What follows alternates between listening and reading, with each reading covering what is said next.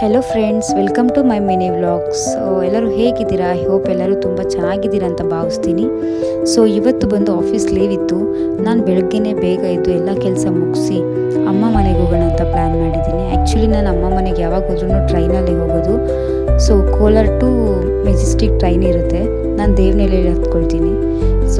Devanahalli to ಬೈಪ್ನಳ್ಳಿಗೆ ಹೋಗಿ ಇಳಿಬೇಕು. ಅದಕ್ಕೆ ಬೆಳಗ್ಗೆನೇ ಇದ್ದು ಎಲ್ಲ ಕೆಲಸ ಬೇಗ ಮುಗಿಸಿ, ನನಗೆ ಟ್ರೈನ್ ಇದ್ದಿದ್ದು 3:45ಗೆ. ಅಷ್ಟರಲ್ಲಿ ಮನೆ ಕೆಲಸ ಎಲ್ಲ ಮುಗಿಸ್ಕೊಂಡು ನಾವು ದೇವನಹಳ್ಳಿಗೆ ಹೊರಡ್ತಿದ್ದೀವಿ. ಅಲ್ಲಿ ಹೋಗಿ ಬೈಕ್ನ ಪಾರ್ಕ್ ಮಾಡಿ ಟ್ರೈನಲ್ಲಿ ಹೋಗ್ತೀವಿ. ಟ್ರೈನ್ ಇದ್ದಿದ್ದು ಆ್ಯಕ್ಚುಲಿ 3:45ಗೆ. ನಾವು 3:30ಗೆಲ್ಲ ರೀಚ್ ಆಗಿದ್ವಿ. ಮನೇಲಿ ಯಾರಿಗೂ ಗೊತ್ತಿಲ್ಲ ನಾನು ಊರಿಗೆ ಹೋಗ್ತಿದ್ದೀನಿ ಅಂತ. ಅಮ್ಮಗಷ್ಟೇ ಫೋನ್ ಮಾಡಿ ಹೇಳಿದ್ದೀನಿ, ಅಪ್ಪಗೆ ಯಾರಿಗೂ ಗೊತ್ತಿಲ್ಲ. ನಾವು ರೈಲ್ವೆ ಸ್ಟೇಷನ್ ಹೋಗೋದಕ್ಕೆ 3:30 ಆಗಿತ್ತು. ಇನ್ನು ಟ್ರೈನ್ ಬಂದಿರಲಿಲ್ಲ, 15 ಮಿನಿಟ್ಸ್ ಟೈಮ್ ಇತ್ತು. ಹೋಗಿ ಟಿಕೆಟ್ ತೊಗೊಂಡು ವೆಯ್ಟ್ ಮಾಡ್ತಿದ್ವಿ. ದೇವನಹಳ್ಳಿ ಟು ಬೈಪ್ನಳ್ಳಿಗೆ ಒಬ್ಬರಿಗೆ 10 ರೂಪೀಸ್ ಅಷ್ಟೇ ಚಾರ್ಜ್ ಫ್ರೆಂಡ್ಸ್.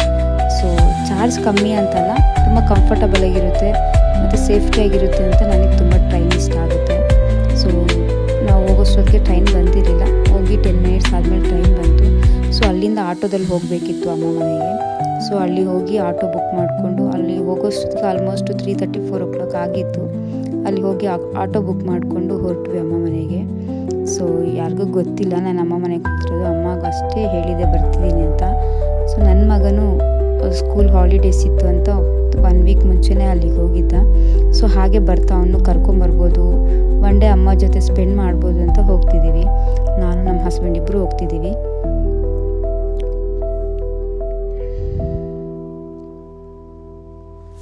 ನಾನು ಅಮ್ಮ ಮನೆಗೆ ಹೋಗಬೇಕಂದ್ರೆ ಒಬ್ಬಳೇ ಹೋಗೋದಂತೂ ಇಲ್ಲವೇ ಇಲ್ಲ ಫ್ರೆಂಡ್ಸ್. ಯಾಕಂದರೆ ನಮ್ಮಮ್ಮ ನಾನು ಮದುವೆ ಆದಾಗಲೇ ಹೇಳಿಬಿಟ್ಟಿದ್ದಾರೆ, ನೀನು ನಿನ್ನ ಗಂಡನ ಜೊತೆ ಇಲ್ಲದೆ ಒಬ್ಬಳೇ ಬರೋಂಗಿಲ್ಲ ನಮ್ಮ ಮನೆಗೆ ಅಂತ.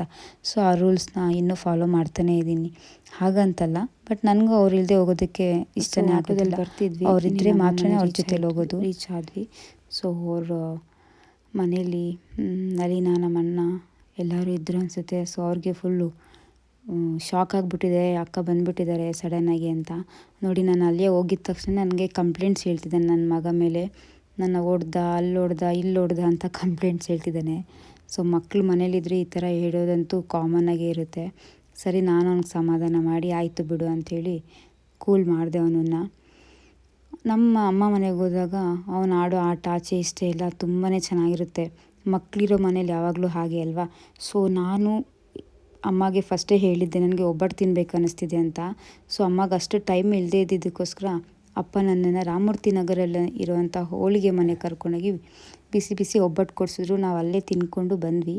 ಮನೆಗೆ ಬರೋಷ್ಟೊತ್ತಿಗೆ ಅಮ್ಮ ಒಂದು ಬಿಸಿ ಬಿಸಿ ಕಾಫಿ ಮಾಡಿಕೊಟ್ಟು ನನಗೂ ಅಪ್ಪಗೂ ಕ್ಲಾಸ್ ತಗೊತಿದ್ದಾರೆ. ನೋಡಿ, ನೀವಿಬ್ಬರು ಎಲ್ಲೋಗಿದ್ರಿ ಅಪ್ಪ ಮಗಳು ಅಂತ. ನಾವೆಲ್ಲೂ ಹೋಗಿಲ್ಲ ಅಂತ ನಮ್ಮಮ್ಮಗೆ ಬಿಸ್ಕೆಟ್ ಹಾಕ್ತಾಯಿದ್ದೀವಿ. ಅವ್ರು ನಂಬಲ್ಲ. ಅಪ್ಪ ಮಗಳು ಹೋಗಿದ್ದೀವಿ ಅಂದರೆ ಎಲ್ಲರೂ ಹೊರಗಡೆ ಹೋಗಿ ತಿನ್ಕೊಂಬರೋಕ್ಕೆ ಹೋಗಿರ್ತೀರಾ ಅಂತ ಅವ್ರಿಗೆ ಚೆನ್ನಾಗಿ ಗೊತ್ತು. ನಾವು ಬರೋಷ್ಟೊತ್ತಿಗೆ ಅಮ್ಮ ಅಡುಗೆ ಎಲ್ಲ ಮಾಡಿದರು.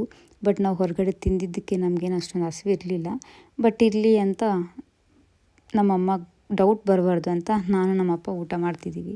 ನಾನು ಅಲ್ಲಿಯೇ ನೋಡಿ ಯಾವ ರೀತಿ ನನ್ನನ್ನು ಇಮಿಟೇಟ್ ಮಾಡ್ತಿದ್ದಾನೆ ಅಂತ.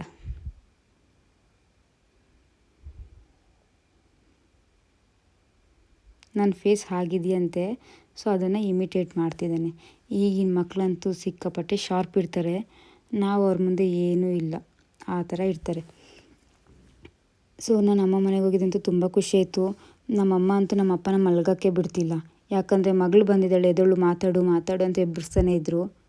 ನಾನು ಸ್ವಲ್ಪ ಹೊತ್ತು ಅಮ್ಮ ಹತ್ರ ಟೈಮ್ ಸ್ಪೆಂಡ್ ಮಾಡಿ ರೂಮಲ್ಲಿ ಮಲ್ಗೋಕ್ಕೆ ಹೋದೆ.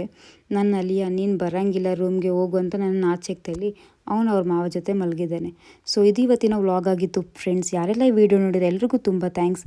ಹಾಗೆ ಮರೀದೆ ಸಬ್ಸ್ಕ್ರೈಬ್ ಮಾಡಿ, ಲೈಕ್ ಮಾಡಿ, ಶೇರ್ ಮಾಡಿ. Thank you.